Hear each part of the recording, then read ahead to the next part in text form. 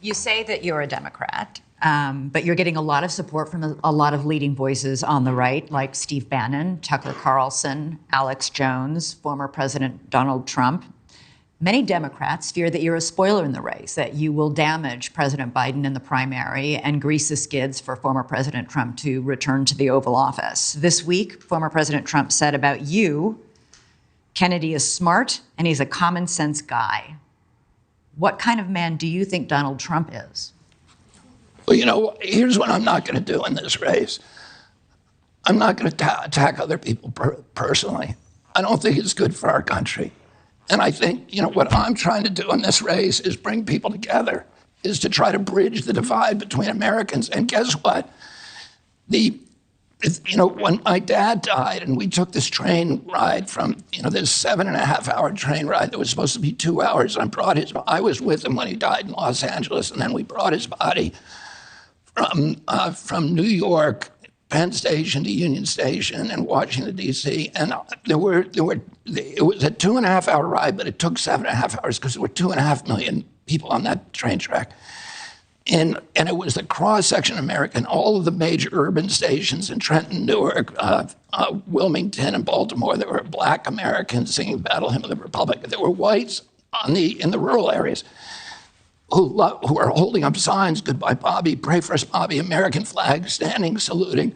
4 years later, and they had supported my father in the primaries in 1968. 4 years later, in 1972, they were not supporting my father, and they were not supporting George McGovern, who was aligned with my father on all these issues. Instead, the vast majority of them were supporting George Wallace. And, my father was able to harness these populist energies. In the last day of his life, he won the most rural state in this country, South Dakota, and the most urban. He was able to bridge the divide among people who would otherwise be Republican, but wanted somebody who was common sense, who was able to appeal to their idealism, who was able to find the hero in each of them, who was able to get them to transcend narrow self-interest and see themselves as part of a community and part of this, incredible American adventure in modeling self-governance for the rest of the world. And so I'm proud that President Trump likes me, even though I don't agree with him on most of his issues, because I don't want to alienate people. I want to bring people together. I'm proud that all these people like me and that I have independent supporters and Democratic supporters, and that I'm able to bring a lot of people. Every Democrat says, I want to end the polarization. But how do you do that without talking to people who don't agree with you? How do you do that without appealing to people? My purpose is to find the issues, the values that we have in common, rather than, focus on the issues and the personalities that keep us all apart. As a lifelong Democrat, as you just said very passionately, will you pledge to support whoever the Democratic nominee is, whoever it is, whether it's you, whether it's President Biden? Oh, of course I'm not going to do that.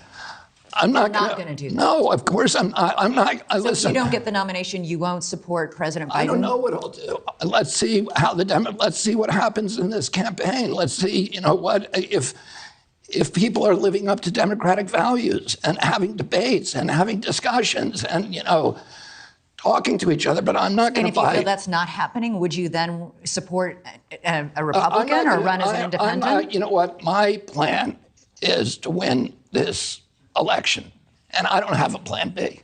Okay. We are in Chicago, which will be the host to the Democratic National Convention next summer. It is also where President Biden came today to unveil his economic blueprint. He's calling it Bidenomics. The economy is a huge issue with voters of all stripes across the country, and that leads to our next question from George, a home builder and contractor in the Chicago area. Hi, George. Hello. Everywhere I look, prices are sky high, from gasoline to groceries to building materials. Inflation and the uncertainty which it brings with it is damaging our economy. What is your plan to reduce inflation? Yep. Thank you, George. I have a long-term plan and a short-term plan, but the current plan, which is to raise interest rates dramatically, and to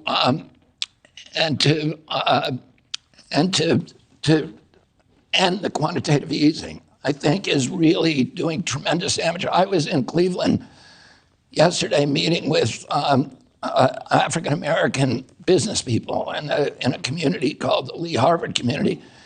And one after the other, they were getting up and telling me, one of them was a woman who had operated for 4 generations, 80 years, a sausage company that was very, very successful. She just had to, and it was bringing lots of prosperity to her community and lots of jobs. She just had to close it down because she couldn't get a bank loan. She couldn't get a bank loan because the interest rates are high, and the little banks, the ones that will loan to small businesses, their treasury bills have now been degraded in value, and they're scared about their targets for takeover. Their stocks have dropped 80% because of the heightened interest rates, and they're not loaning money anymore. And there's no money available to people who need it. And so, what we've done, we've sandbagged Americans. You're right. And why do we have inflation? We have inflation because of the continuous wars. Wait, what specifically would you do to lower inflation? Well, number one, I'm going to wind down the American empire and start. We've spent $8 trillion on the Iraq War and the wars that followed. And we spent $16 trillion on the pandemic. On the lockdown. The lockdown cost us $16 trillion, and we got nothing for it. We got nothing for the Iraq War. We end up killing more Iraqis than Saddam Hussein. But I'm talking about what people are in the grocery stores tonight. What are you going to do to bring down the prices of the food and the gasoline that they're paying for, in the immediate future? The only way that we can do that is by reducing inflation. And inflation is not going to be reduced overnight. What we need to do is stop spending money on things that we can't afford. We're borrowing now $1 billion a day from the Chinese and the Japanese in order to fund the debt. The debt this year is going to cost us $660 billion, more than $500 billion just the service on the debt. We're not going to end that problem overnight, but we got to recognize that we've got to stop. We've got to stop. We're sending $113 billion to the Ukraine. The entire budget of CDC is $12 billion. The budget of EPA is $12 billion. Well, 57% of Americans could not put their hands on $1,000 if they have an emergency in their family. 25% of Americans are hungry. Oh, I have a friend who was on food stamps. He's a commercial fisherman. He's worked his entire life, worked to the bone, created a business, gave it to his son-in-law. And he was injured. He's on permanent disability. He was getting food stamps, $283 a month. And those food stamps are now worth a lot less because the inflation from paying for the wars caused 76% rise in dairy, milk, and eggs over the past 2 years. On March 1st, he got a robocall from the government saying that his food stamps are being cut by 90%. So he was getting $283 a month, which you can't feed yourself on $9 a day. He's now getting $23 a month, trying to feed himself on 80 cents a day. That same month, 30 million Americans got that call that month in March. Another 15 million had their Medicare cut. That same month, we printed $300 billion to bail out the Silicon Valley Bank, and we topped off Ukraine at $113 billion. We have money, plenty of money for the big shots who need their bank bailouts and for any war that comes along. But if you took that $113 billion that we've given to the Ukraine and spent it here, we wouldn't have to cut $1 from food stamps for that 30 million Americans. And we're acting like an alcoholic who's, behind on his mortgage, and he's taking the milk money and buying rounds for strangers at the bar and thinking he's making permanent friends. And all of these money that we're spending on the military is not making us safer, and it's not making us friends abroad. We spent $8 trillion on these wars in Iraq. During that same, and Yemen and Pakistan, Afghanistan, and Libya and Syria.